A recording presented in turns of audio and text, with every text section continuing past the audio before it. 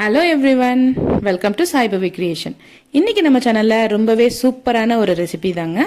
கேரளால ஓணம் அன்னைக்கு செய்யக்கூடிய இந்த இஞ்சி புளி ரெசிபியை தான் நம்ம இன்னைக்கு பார்க்க போறோம். அதுக்கு முன்னாடி நீங்க இப்பதான் நம்ம சேனலை ஃபர்ஸ்ட் டைம் பாக்குறீங்க அப்படின்னா சேனல் சப்ஸ்கிரைப் பண்ணிக்கோங்க. கூடவே இருக்க அந்த பெல் ஐக்கானையும் கிளிக் பண்ணிக்கோங்க. ஃபர்ஸ்ட் ஒரு பேன் எடுத்துக்கோங்க. பேன் ஹீட் ஆனதும் தேங்காய் சேர்த்துக்கலாம். தேங்காய் வந்து ஒரு 100 கிராம் அளவுக்கு தேங்காய் சேர்த்துருக்கேன். அதோட ஒரு ஸ்பூன் போல கடுகு போட்டு கடுகு பொரிஞ்சதும் 15 போல சின்ன வெங்காயம் பொடியா நறுக்கி வச்சிருக்கேன், அதையும் சேர்த்துக்கலாம். அதோட 2 பச்சை மிளகாய் சேர்த்துருக்கேன்.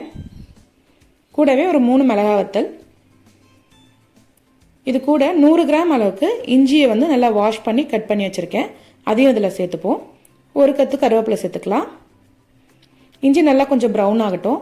இப்போ பார்த்தீங்கன்னா ஒரு ஸ்பூன் போல் மஞ்சள் தூள், ஒரு ஸ்பூன் போல் மிளகாத்தூள், ஒரு ஸ்பூன் பெருங்காயத்தூள், இது 3 சேர்த்து நல்லா மிக்ஸ் பண்ணி எடுத்துக்கோங்க.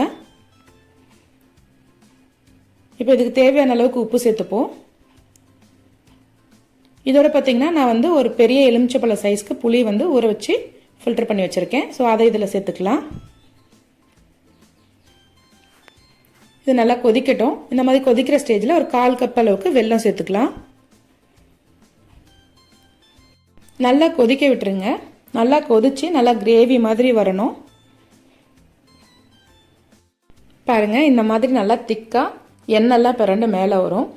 இதுக்கு முக்கியமான இன்க்ரீடியன்ட் என்னன்னு பார்த்தீங்கன்னா தேங்காய் தாங்க. தேங்காயில் தான் நம்ம வந்து இதை குக் பண்ணணும்.